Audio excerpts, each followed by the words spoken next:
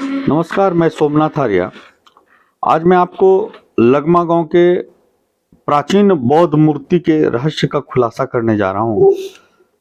यह प्राचीन मूर्ति जो है वो बिहार राज्य के मुंगेर जिले के लगमा गांव में है। लगमा गांव में 3 दुर्लभ मूर्ति बरामद हुई है और सबसे दुर्भाग्य की बात यह है, इन तीनों मूर्तियों को वर्षों से लतखोरवा गोसाई मानकर उनको जूते, चप्पल, लात, जिसे अंगिका एक शब्द है लात, जिसका मतलब होता पैर, पैर से पीटा जा रहा था और इसका नाम लतखोरवा गोसाई या लतखोरवा देवता के रूप में जाना जा रहा था। एक बड़ा रहस्य है कि लात से किसी देवता की पिटाई होती है क्या? लेकिन लात से, पैर से, जूते और चप्पल से किसी देवता की पिटाई लंबे समय तक होती रही और वह देवता और कोई नहीं, बौद्ध धर्म से जुड़े हुए प्राचीन देवी देवता थे। आपको जानकर आश्चर्य होगा कि ये देवी देवता आज भी बिहार के कई इलाके में, कई प्रांत में उनके गोसाई घर में पाए जाते हैं। एक बड़ी विडंबना है। देवताओं का जो रहस्य अगर ढूंढने की कोशिश की जाए कि भारत के गांवों में कौन से देवता निवास करते हैं जिनकी पूजा और अर्चना ना केवल ब्याह में बल्कि मृत्यु के उपरांत भी उसकी पूजा किए बगैर आप कल्पना नहीं कर सकते कि कोई भी धार्मिक समारोह, कोई भी आध्यात्मिक समारोह का प्रारंभ हो सके। खास तौर पे योगिनी और डाकिनी माई के बारे में कई किस्म की भ्रांतियां हैं। योगिनी और डाकिनी माई दरअसल हैं क्या? इसके प्रारंभ से लेकर इसके आदि और अंत की व्याख्या जो है वो भारतीय दर्शन शास्त्र में भी नहीं है, भारतीय आध्यात्मिक परिदृश्य में भी नहीं है। लेकिन मैं आपको लतखोरवा गांव लिए चलता हूं, जो एक बार पुनः बता देना चाहता हूं कि ये गांव जो है मुंगेर जिले का वो प्रांत है, मुंगेर जिले का वो प्रांत जो बरियारपुर और सुल्तानगंज के बीच का एक मध्यम रास्ता बनता है खड़िया पिपरा हॉल्ट से, और सुल्तानगंज से असरगंज के बीच का यह इलाका है। 8-10 किलोमीटर की दूरी है। इस जगह पर सैकड़ों साल से पूजा होती आ रही है लतखोरवा गोसाई की, जिसको लात और चप्पल से इसलिए पीटा जाता है कि अगर आपकी मन्नतें पूरी हुई तो आप इनको लात और जूते से इसकी पिटाई कीजिए। यह परंपरा जो है कब से शुरू हुई, कब से चली आ रही है, इसके बारे में कोई ठोस कहानी भी नहीं है, ना कोई ठोस जानकारी है। लेकिन इतनी तो तय है कि इस कहानी की शुरुआत किसने की होगी। बड़ा ही दिलचस्प कहानी है। लेकिन जो 3 मूर्तियां बरामद हुई है, पहली मूर्ति बौद्ध देवी व्रज योगिनी की है, दूसरी मूर्ति ध्यानी बौद्ध अक्षोभ से उत्पन्न चंड रोशन की है, और तीसरी मूर्ति वसुधरा की है जो बलवा पत्थर से निर्मित है और 6ठी सदी की है। आप जब इस गांव में जाएंगे तो आप देखेंगे कि खुला आसमां है, खेत है, खेत के बीच में ये तीनों वेश कीमती मूर्ति जो है पड़ी हुई है। चील कौवे के बीट मूर्ति पर आते हैं। गंदा काफी परिवेश है। मैं जब लगमा गांव गया तो मुझे शुरुआत में पता नहीं चल पाया कि ये मूर्ति दरअसल है क्या, क्योंकि आधी मूर्ति जमीन में गड़ी हुई थी और आधी मूर्ति बाहर थी। लेकिन जो मूर्ति कला है, जो प्राचीन भारत की का जो मूर्ति शास्त्र है, मूर्ति विज्ञान है, उसके मुताबिक अगर जो लट कहते हैं, जिसको आप सर का पार्ट कहते हैं, तो उसके लिहाज से गौतम बुद्ध की मूर्ति प्रतीत हो रही थी।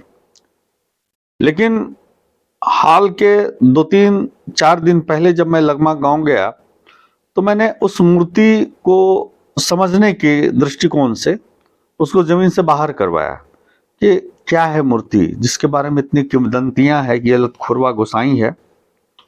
मूर्ति को जब बाहर निकाला गया ग्रामीणों के सहयोग से, तो पता चला कि इस मूर्ति ने कई कालखंड को जिया है। एक ऐसी यह पवित्र भूमि रही है जिसने भीषण रक्तपात को भी देखा है, और बुद्धकालीन मूर्तियों के छत विछत जो अवशेष हैं, उसने छल, अपमान और उसके फलस्वरूप उत्पन्न प्रतिशोध के भाव को भी अत्यंत प्रबल और पुष्ट रूप में देखा है। इस गांव में आकर एक रोमांच का अनुभव भी प्राप्त होता है। जब हम सैकड़ों साल पीछे आकर खुदाई से प्राप्त इन प्राचीन दुर्लभ मूर्तियों को देखते हैं, तो सहसा अंदाजा हो जाता है कि यहां इतिहास ने कई चमत्कारिक घटनाओं को अंजाम दिया है। इस गांव से प्राप्त मूर्तियां कोई साधारण मूर्तियां नहीं हैं। इस गांव में भारत के इतिहासकारों और पुरातत्व के जानकारियों की भी नाकामयाबी उजागर हुई है। हम ये कह सकते हैं और यह कहकर अपने कंधे को झटक नहीं सकते कि हमारी अधूरी दुनिया है, उसमें ऐसा होते रहता है। इस गांव के आसपास इतिहास के ब्रह्मांडलीय स्तर पर मानवता अपनी नजरें उठा सकती है और नए क्षितिज की ओर देखना शुरू कर सकती है। लेकिन लंबे समय के सतत अध्ययन और रिसर्च के बाद मैंने इस प्राचीन मूर्तियों की पहचान करने में एक बड़ी सफलता हासिल की। इस सफलता के पीछे प्राचीन भारतीय प्रतिमा विज्ञान एवं मूर्तिकला की कई पुस्तकों का अध्ययन काम आया।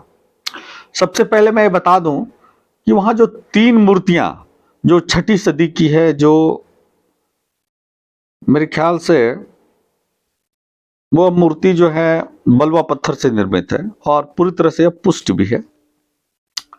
और पहली मूर्ति जो चौंकाती है वह मूर्ति है व्रज योगिनी देवी की।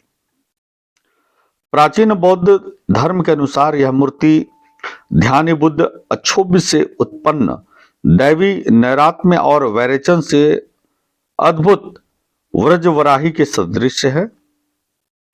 देवी नग्न रूप में मानव शव पर पत्या लीड़ आसन में प्रदर्शित है।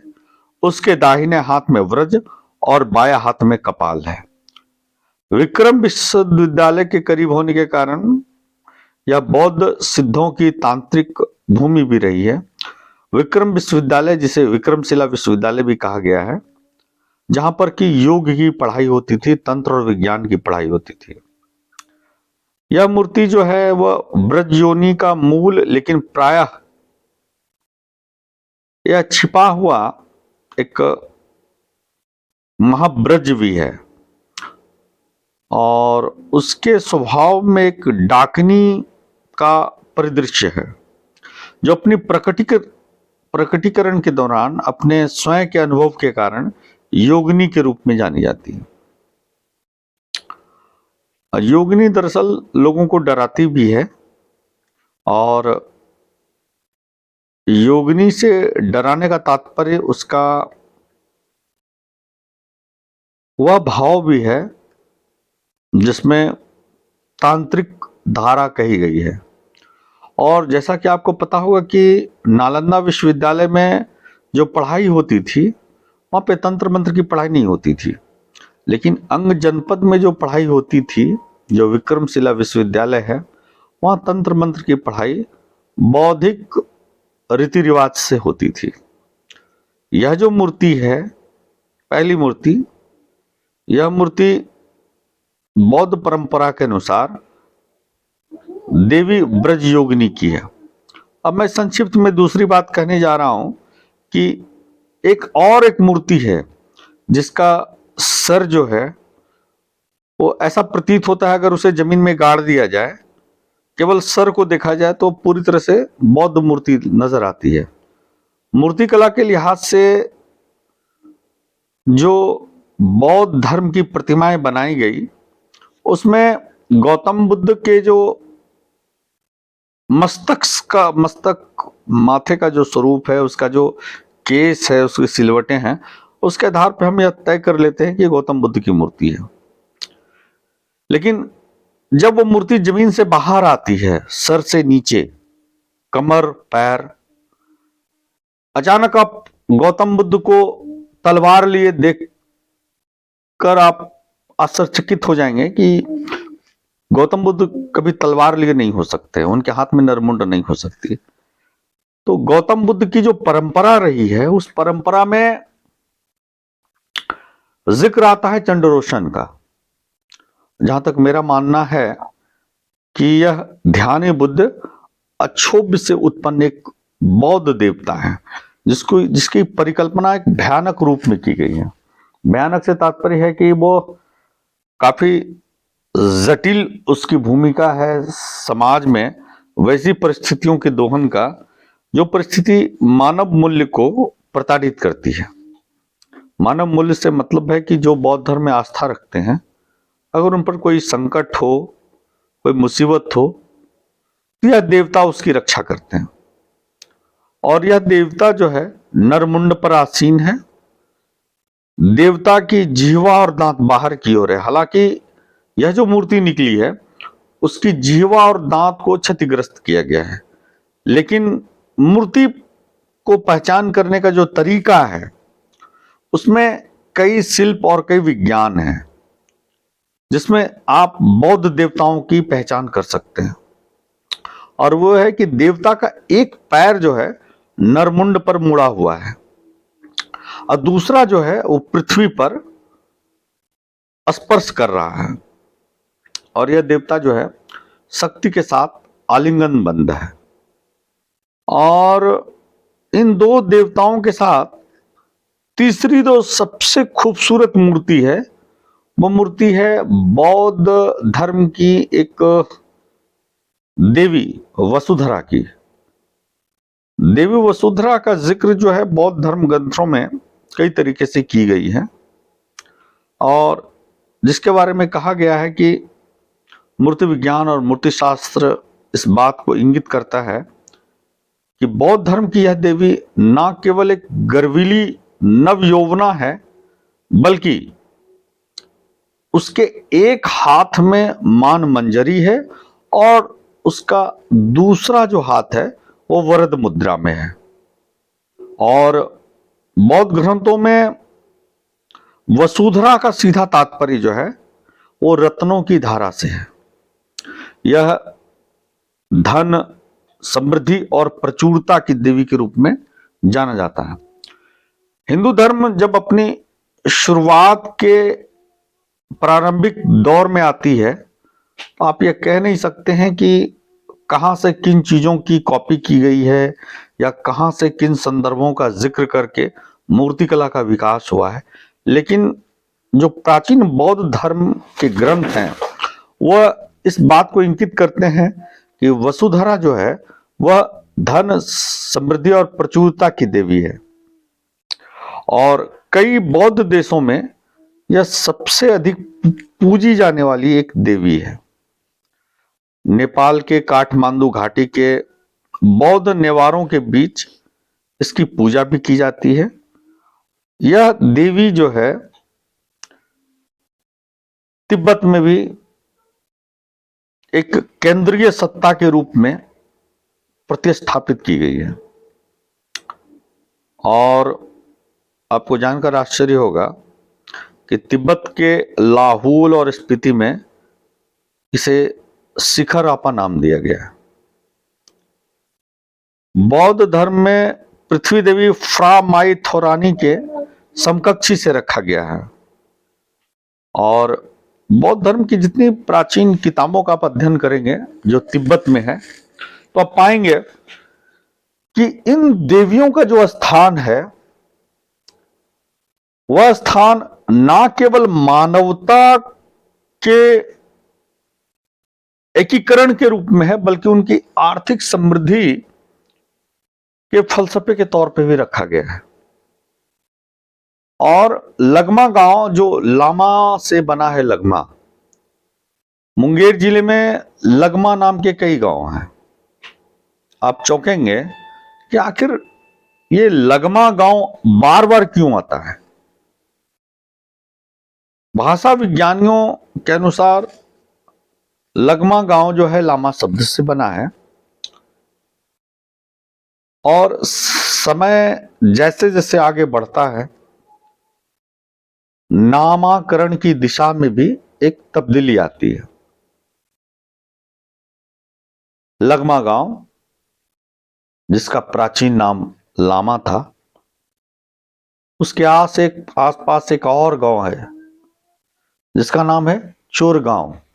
अब आपको जानकर आश्चर्य होगा कि जो जो समुदाय, जो जो व्यक्ति या जो जातिगत संगठन से बना हुआ गांव बौद्ध धर्म को मानते हैं, उस गांव का नाम इस तरह से अपभ्रंशित किया गया कि उसकी जो धार्मिक विशिष्ट पहचान होनी चाहिए वो खत्म हो गई। आप चोर गांव से क्या उम्मीद कर सकते हैं? क्या वहां चोरों की बस्ती है? नहीं, वह चोरों की बस्ती नहीं रही, बल्कि वह बस्ती थी बौद्ध धर्म के अनुयायियों की। हाल के दिनों में मैं कोरिया ग्राम भी गया जो ठीक इसके करीब है। वहां भी 7 नाग के फन वाले गौतम बुद्ध की प्रतिमा देखी गई है। उसकी विस्तृत चर्चा कभी और की जाएगी, लेकिन इतना जान लीजिए कि अंग प्रदेश में इतिहास के लेखन को लेकर जितनी तैयारियां की गई वह नाकाफी है। एक खास किस्म के इतिहासकारों ने, जिनके पूर्वज हो सकते हैं, इसकी गारंटी नहीं है, इस हमले में शामिल थे जिसने बौद्ध विहार को नष्ट किया। आज उनके वंशज इतिहास लिख रहे हैं। तो इतिहास लेखन में वो नफरत भी है। इतिहास लेखन में बौद्ध विहारों के तोड़े जाने की आहें कराहें सिसकियां नहीं है, नफरत है, एक घृणा है। तो इतिहास लेखन का जो तादम्य है, नफरत, घृणा और हिंसा के बलबूते की गई। लेकिन उन मूर्तियों के बारे में सोचिए जो जमीनों से अभी बाहर आ रही हैं, वो क्या संकेत दे रही हैं। फ्रांस के अल्दाहो गुफा में मानव के एक हाथ के छाप को इतिहासकारों ने बाहर निकाला है। इतिहासकारों का मत है कि किसी ने यह कहने की कोशिश की थी मैं यहां हूं। लगमा गांव में जो प्राचीन मूर्तियां बरामद हो रही है, संभवतः फ्रांस के उसी अल्दाहो गुफा की तरह यह कहने की कोशिश लगातार कर रही है, कभी मैं भी यहां था, मेरा भी अस्तित्व था, मैं भी यहां की धरा पर कुछ संकेत के साथ था। आज इन मूर्तियों के बारे में जिस संदर्भ की चर्चा की जा रही है कि मूर्तियों का मानव जीवन के आधुनिक काल से क्या तारतम्य है, क्यों मैं मूर्तियों के बारे में बात करूं, विश्वास करूं, क्यों मूर्तियों की मैं चर्चा करूं। दरअसल मूर्तियां एक संकेत देती हैं व्यक्तित्व के निर्माण का, मस्तिष्क के विकास का और मानव के सामाजिक संरचनाओं के पुनर्स्थापना का। गौतम बुद्ध ने दुनिया को क्या दिया? गौतम बुद्ध ने दुनिया को विपश्यना दी। गौतम बुद्ध ने यह कहा जीवों पर दया करो। लेकिन मेरा यह मानना है कि जीवों के प्रति यह जो धारणा रही उसके खिलाफ अन्याय नहीं हो, उसके खिलाफ कुछ बातें नहीं हो, अन्यायपूर्ण आचरण मानवों का नहीं हो, इसके खिलाफ एक बड़ा धार्मिक संगठन खड़ा हो गया। खैर, लगमा गांव बिहार की एक ऐतिहासिक भूमि है जिस पर काम करने की जरूरत है, जिस पर इतिहासकारों को विचार करने की जरूरत है, जिस पर यह मंथन करने की जरूरत है कि इन मूर्तियों का आधुनिक परिवेश में किस तरह से चिंतनशील अभिव्यक्ति के तौर पर हम आत्मसात कर सकें। क्योंकि मूर्तियां ना केवल पुरातत्व की विरासत है, बल्कि हमारी आध्यात्मिक चेतना का केंद्र भी है। जरूरत इस बात की है कि हम उस आध्यात्मिक चेतना के केंद्र को समझें। आर्कियोलॉजिकल सर्वे ऑफ इंडिया जिस तरह से पूरे देश में काम कर रही है, काबिले तारीफ शब्दों में की जा सकती है, व्याख्यानों में की जा सकती है, लेकिन धरातलीय सच्चाई यह है कि आर्कियोलॉजिकल सर्वे ऑफ इंडिया हो या बिहार का पुरातत्व विभाग, जमीनी स्तर पर वह काम करने में पूरी तरह से फेल है। इनको नए सिरे से, नए तरीके से बिहार की इस भूमि पर काम करने की जरूरत है, जहां पर कई सच्चाइयों का आना बाकी है। इतिहास अपने काल क्रम में बड़े ही रोचक तरीके से विस्मित भी है, भयभीत भी है। हमें इतिहास को भय की दीवारों से बाहर निकालना है और इतिहास के चेहरे पर मुस्कान आए, हम अपने अतीत पर गर्व कर सकें। लगमा गांव यही संकेत दे रहा है। हमें इन संकेतों को समझना है और अपनी प्राचीन विरासत को, जो सिवाय नफरत के, सिवाय घृणा के, सिवाय हिंसा के भी प्राप्ति के मार्ग पर चल सकती है, इस विषय पर सोचने की जरूरत है। इसलिए बिहार का यह लगमा गांव जो लामा से बना है, वह हमें पुकारती है, वह हमें विश्वास दिलाती है कि आज भी भारत एक आध्यात्मिक चेतना के केंद्र में है।